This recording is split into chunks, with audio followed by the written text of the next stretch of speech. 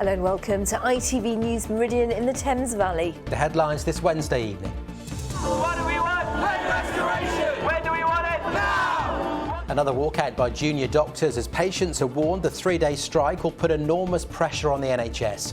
We're at the John Radcliffe and the Royal Berkshire tonight. Missed bill payments and vital correspondence not arriving for weeks on end. So what's gone wrong with Royal Mail postal deliveries in East Oxford? Also, it's known as the gateway to the South Downs. The estate's reopening to visitors after a 6-year renovation. We'll take you on a tour.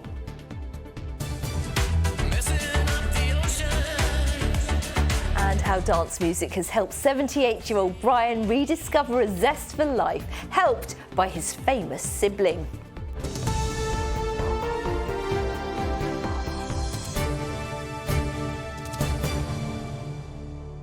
Good evening. Junior doctors across the Thames Valley say the NHS is running on fumes and they are struggling to provide proper care to patients. Today is the start of a 3-day strike over pay. Well, thousands of operations and appointments have been cancelled or rescheduled, while emergency departments tell us they are busier because of the heat. Members of the British Medical Association have walked out at the Royal Berks and the John Radcliffe. Nikki Woodcock reports. What do we want? Pay restoration! When do we want it? Now! What do we want? Despite the scorching weather, junior doctors donned their high-vis jackets in Oxford, calling for better pay. The British Medical Association wants a 35% pay rise for its members, which it says would restore pay to 2008 levels. The government has offered 5%. The healthcare system that we enter has always been running on fumes, and no more so now. It's difficult for us all, and ultimately all we want to do is look after patients. That's why we become doctors in the first place. We feel like we can't do that at the moment, and staffing is a really important part of that. The industrial action has put extra strain on a system already struggling to meet demand as temperatures soar. I was working in the emergency department on Monday. It was the busiest day that emergency department had ever seen. Lots of people coming in with respiratory conditions due to the weather. It just goes to show the extent to which hospitals are struggling at the moment. In a survey of almost 2,000 junior doctors by the British Medical Association has found that 53% are already planning to leave the NHS or are considering leaving the NHS due to the government's response to this strike action. They aren't easily replaced and they take many years of training, and the NHS has put a lot into training those people. And if you're going to squeeze them out and tell them that you're not worthy, we don't value you, if you can find something better, go there. It's not going to last. It's difficult also just seeing, the cracks in the system, that you are really in a position where you're not giving good patient care, and that's demoralising for staff, and it's also obviously terrible for patients in terms of outcome. They're still insisting on an increase of 35%. I think for many of your viewers, that is out of step with what they themselves are receiving. And we need to balance the demands of the NHS with also getting inflation down and growing the economy. And we want to get that balance right. That's why we made a fair and reasonable offer to junior doctors. But to date, they've refused to move at all. Thousands of patients have had operations and appointments cancelled or rescheduled. But despite the strike, the wait time was short at the Royal Berkshire Hospital in Reading today. The hospital is doing well. Actually, it was better than I expected, really enough. To be fair, I think they've been quite quick with me. Normally I've been sat here before for hours. The walkouts will continue until Saturday morning, with further strike action planned next month. Nikki Woodcock, ITV News. Well, meanwhile, missed hospital appointments and even missed funeral notices, just some of the problems caused by ongoing issues with the postal service in Oxford. Yes, people we have spoken to say the Royal Mail is reportedly only delivering to parts of the city every fortnight. Here's Natalie Verney. Jeff received a bundle of post on Friday, the first in 2 weeks. For the last 6 months, his Royal Mail deliveries have been sporadic. I've missed out on some credit cards that were supposed to arrive. Insurance documents didn't arrive for weeks after when I needed them. And some food items. Thankfully not perishable, but still took 2 to 3 weeks to arrive. And he's not alone. A few knocks on the door of this area in Littlemore, and it's clear it's a widespread problem. We receive post every 3 weeks, so getting reminders, and things in a timely manner just not been possible. So it's been quite difficult, especially for builds and things like that. Well, I certainly don't get any every day. I haven't really been checking, but I know a lot of people have said they don't get post for about 3 weeks. I want to feel a sense of security that I'm getting the important communications that the state or whoever sends to me, my insurance companies, but I also want to get messages from my family and dear friends. Royal Mail has been in a dispute with its workers for a year over pay and working conditions. Workers went on strike over Christmas, causing a huge backlog of post in January, seen here in this sorting office in Thatcham. But union members haven't staged one strike this year. So what's going on? We've been in contact with a local representative from the Communication Workers Union. They wanted to remain anonymous, but told us that some workers have been in tears because they have an unachievable workload. They also said that when they take their rest day, very often their deliveries aren't covered. So when they come back, they have double the workload that they just can't get on top of. They also said that some long-term employees have chosen to leave because they can no longer cope, and this has led to a lack of staff. And they said that no action has been taken to fix these problems. I think in Oxford we've had particular issues with retaining staff. Now there were quite a lot of issues in the workplace. I know that the union's been working very hard to try and sort that out.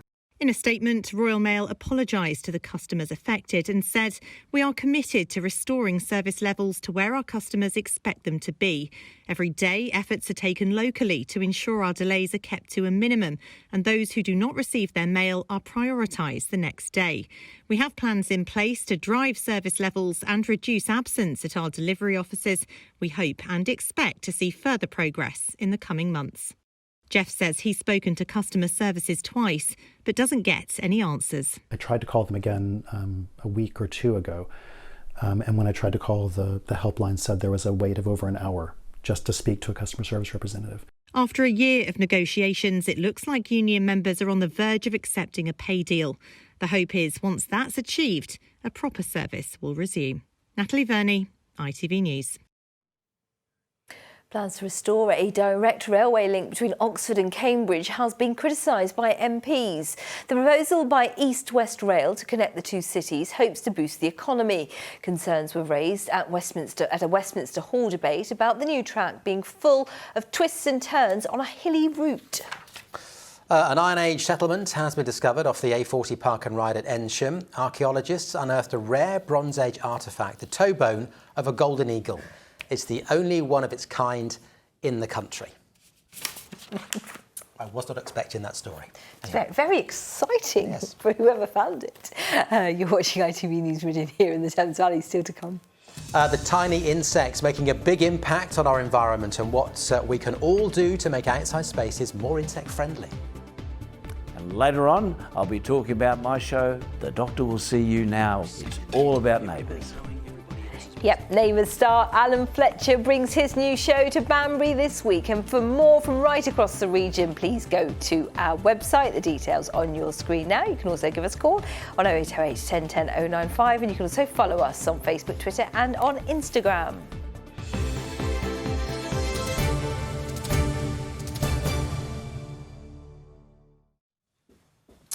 Now, many of us will have begun our day with a cup of coffee or several, but a third of those would have been made using a coffee pod, and there are increasing fears about the impact of those pods on the planet. Well, if they're not recycled, the plastic in the capsule can take hundreds of years to decompose. And with Britain's coffee addiction only getting stronger, we're being urged to act now. Here's Amrit Birdie. Coffee.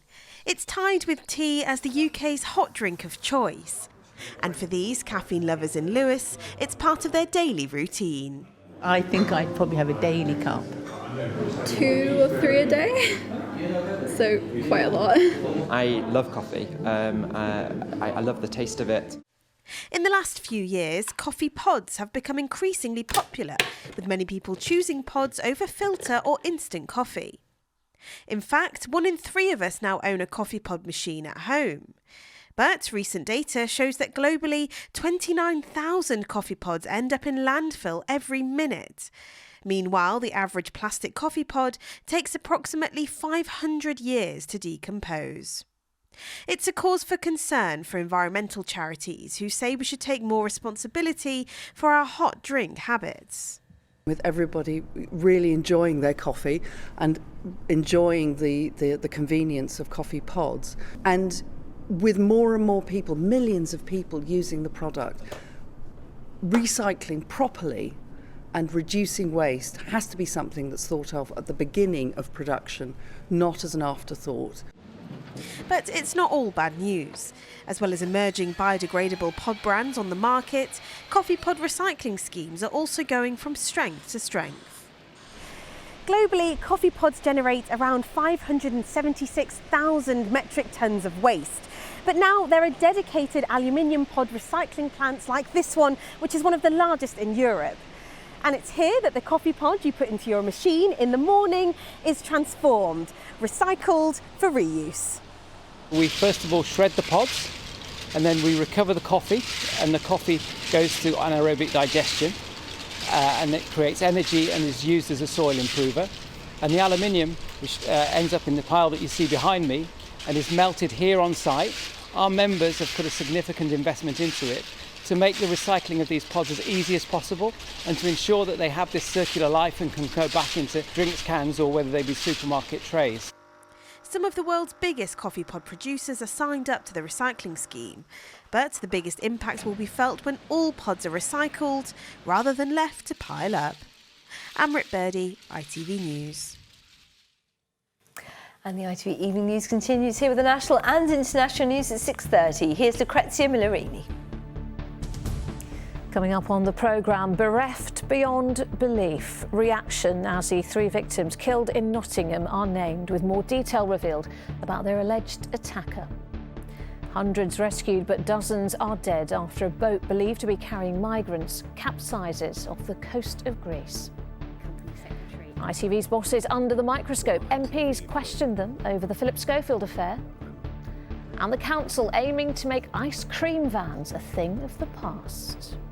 Join me for those stories and more at 6:30.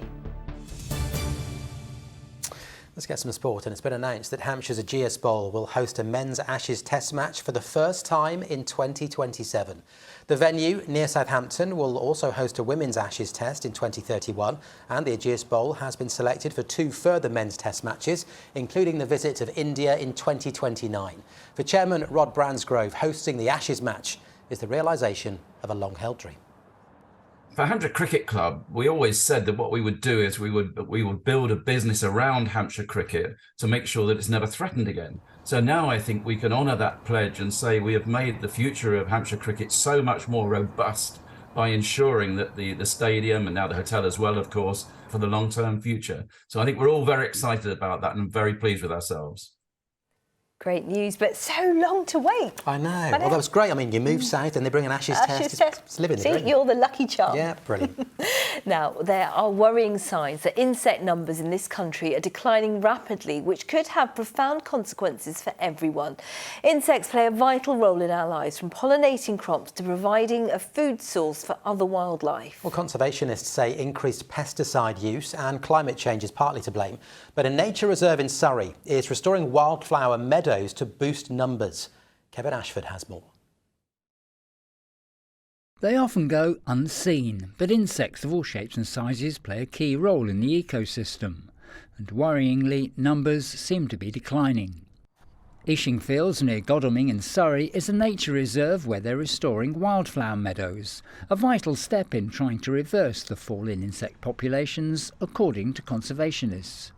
It's actually a range of things that are driving the decline in insect numbers, things like pesticide and agrochemical use, as well as artificial light pollution. But actually the biggest driver of decline to date has been the loss of wildflower-rich habitat and the subsequent fragmentation of the spaces that remain. We've lost 97% of our wildflower meadows in the last 100 years, and that equates to a size around the area of Wales. One of the latest studies looked at butterfly numbers in the UK. It showed, alarmingly, that 80% of butterflies in this country have declined since the 1970s. And 50% of remaining butterfly species are on the red list, which means they're considered at risk from extinction. So here we have one of the types of grass that the checkered skipper will lay their eggs on. So this is called... There is evidence, though, that targeted action can have some success in reversing the decline. The checkered skipper butterfly died out in England in the mid-1970s, but it's been successfully reintroduced at this conservation project. Trees were cleared to open the ground to the light, the ideal environment for butterflies. They like flying around in the sun where there's lots of good nectar sources from flowers, but they also need the right plants for the caterpillars. The checkered skipper, for example, relies on a couple of different types of grass, and we have a lot of those types of grass in this woodland, and they really like living in the light, sunny areas, and that's where the butterflies will lay their eggs. As well as the larger scale projects, experts say we can all do our bit, for example by letting parts of our garden grow wilder to make them more insect friendly. Kevin Ashford, ITV News. I know it's weird, but the more I see flowers, the more I want to sneeze. That is how bad the hay fever is currently. But let's talk about the wildlife, aren't they? Somewhere else that's a haven for wildlife, of course, is the South Downs, with over 1,000 nature reserves and wildlife sites. It's chalk downlands, home, of course, to some of the rarest habitats in the UK. At its gateway is Stanmer House, one of the oldest and biggest parks in our region, and it's undergone a £7 million revamp. Tom Savides has been to take a look. An oasis of calm and colour. Nestled in the middle of expansive grounds is this historic walled garden. It's part of the Stanmer estate in Brighton, which has just undergone a 6-year renovation. The quality of the facilities here, now that all this work has been completed, is really amazing. You know, you can come and feel like you're in nature, but with really, really good quality facilities as well, and that's quite unique. This Grade 1 listed mansion is at the heart of Stanmer Park, which is a gateway to the South Downs. More than £7 million has been spent to spruce up some of the open spaces and the walled garden, which had been neglected for years and had fallen into disrepair. It has now reopened to the public. The gardens here, I think, are beautifully laid out. It's a mixture of herbs, flowers, big trees. It's beautiful. I think they've done an amazing job. Really have. I work near this area, so I come here at lunchtimes and just enjoy the gardens. They're great. Funding for the project has come from the National Lottery, Brighton and Hove Council, the South Downs National Park and Plumpton College, which has opened new classrooms on site.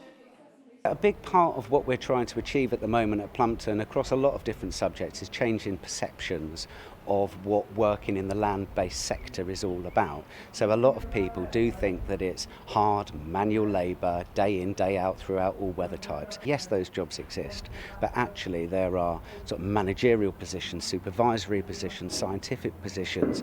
Stanmer Estate is the biggest park in Brighton and Hove, with around 500,000 people coming here every year. Now that parts of it have been renovated, more people are expected to visit. The estate is a rare example of an 18th century designed landscape. The restoration means it will be enjoyed by generations to come. Tom Savides, ITV News, Brighton. Simply beautiful. Yes. Right, we've got some showbiz for you now, and he's best known for playing Dr. Carl Kennedy in Neighbours for almost 30 years, a role Alan Fletcher thought had ended before Neighbours was recommissioned. Yes, Alan has taken a break from filming to bring his stage show, The Doctor Will See You Now, to our region. He's at the Mill Arts Centre in Banbury tomorrow evening, and then the Theatre Royal in Brighton next Tuesday. James Webster has been to chat to him. I want you to know I am a passionate person. I'm very passionate about truth and justice. I'm passionate about beer. We are used to seeing him on the fictional wards of Erinsborough Hospital, but now Alan Fletcher is relishing the chance to meet the Neighbours fans here in the UK, who he credits with saving the show. We want to say thank you to all the audiences, because the show has come back because of the audiences. So we wanted to be able to look people in the eye and go, thank you. Of course, when they rushed towards us excited, we matched their excitement because we're kind of all on the same page. It's beautiful. I'm sick to death of everybody knowing everybody else's business. Arriving in 1994, Alan's character began as a slightly snobby head of a typical suburban family. But it was his convincing performance as a cheating husband which led to one of the show's most famous moments. Oh, no, Susan!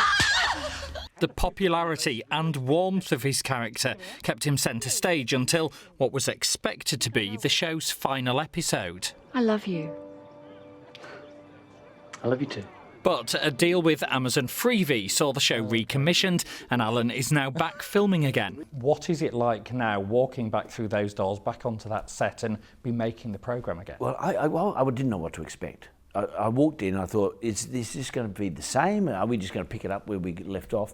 But there's been so much change. So it's invigorated the whole process, you know. It's like walking onto a new show, everything old is new again kind of thing, you know.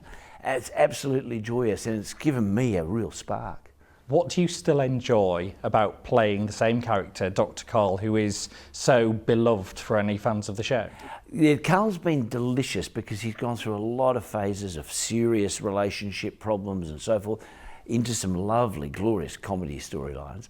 And I'm very thrilled about the next adventures that Carl Kennedy is going to have. So it's kind of like doing a different job, you know, every 3 weeks or so.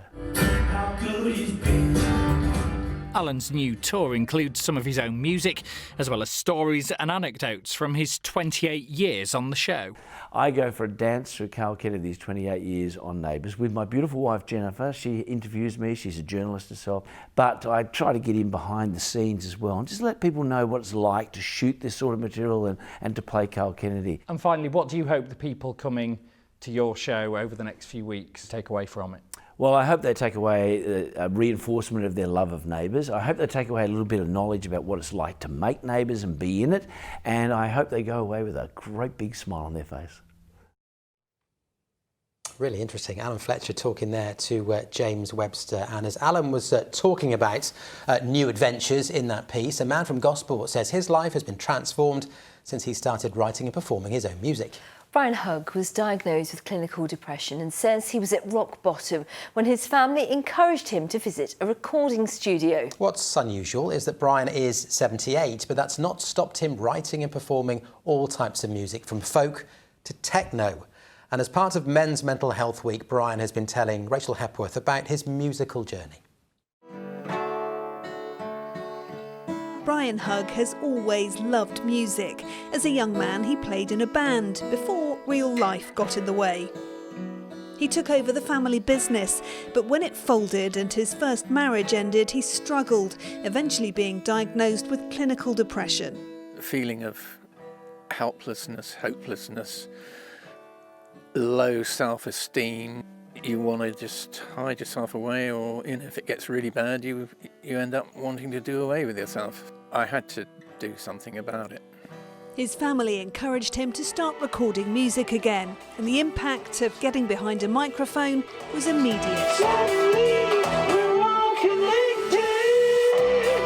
It was a transformational moment.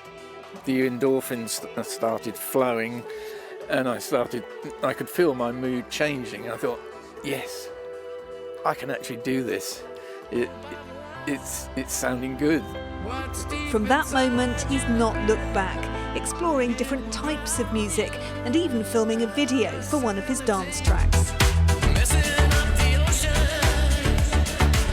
I don't think there's many other 78-year-old people making modern dance tracks, if any. Featuring on drums and keyboard, his brother Mike, a founding member of Manfred Mann, and a huge support during Brian's mental health journey. Mike used to come down and take me out for walks and try and make me laugh, and play drums on some of the tracks. Very supportive. So Brian, we've not mentioned age, and in a way it's not relevant, but is it ever too late to do this? One thing that I hope that what I'm doing, inspires other people in their 70s who've given up, retired. There's more to life than that, and you need something creative. Whether you're just growing vegetables in your garden, whether you're painting or writing, you just need something that gives you joy. When you get that back in your life, then you start feeling better. It's that philosophy that Brian believes can help anyone struggling, whatever their age. Now he's written a song called Reach Out to Me, urging men to talk about their mental health. Who do you turn to just to talk to? And what would your message be to anyone watching this who might be feeling like you were back in those dark days? That it is possible to change. It is possible to beat it. I've done it. I'm the living proof of it. If I can do it, you can do it. Rachel Hepworth, ITV News in Gosport. Brian Hugg there, and you have to say he's got a very distinctive voice, really good voice. What took you so long? Well, now we know. What was interesting as well is that theme of getting back to what you love was really important. Enjoyed that. Very good. Right, let's get your weather forecast now with all the details. Shireen Jordan.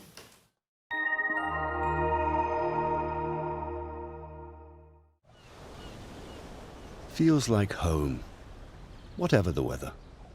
Valent Boilers and Heat Pumps sponsors ITV Meridian Weather. A very good evening to you. We've had another day full of sunshine. It's been warm and dry as well. This was the scene earlier at Swanage, lots of blue sky. Gorgeous scene there. For the rest of this week, still a lot of sunshine on offer in the forecast and feeling warm. Less humid than it has been of late, but unsettled conditions arrive as we enter the weekend. And it's all down to this area of low pressure here, just creeping its way in to Friday and the weekend, drawing up some warm, moist air from the south. That could bring with it widespread showers into the weekend, possibly some thundery downpours as well, and the increase in humidity. But for us here this evening, a fine end to the day, light winds, a little bit of cloud developing overnight, and we could see 1 or 2 mist patches as well. But that temperature falling away to a low of 13 degrees Celsius. Any cloud tomorrow morning or mist patches should burn back quite quickly. And once again, we should be left with a day full of sunshine, a lot of blue sky, feeling warm as well with those light winds tomorrow. We could see a maximum temperature of around 28 or 29 degrees Celsius. That could trigger 1 or 2 showers, but I think the risk at the moment is rather slim. Well, here are your times of high water for tomorrow at Poole, 14 minutes past 9 in the morning, and again tomorrow night at 14 minutes past 9. So here's your outlook for the rest of this week. Plenty of lengthy spells of sunshine to come, and that temperature staying in the mid to late 20s until we get into the weekend, when we could see something rather unsettled arrive, some widespread showers, possibly some thundery downpours, and that could linger into Monday. Valent sponsors ITV Meridian Weather.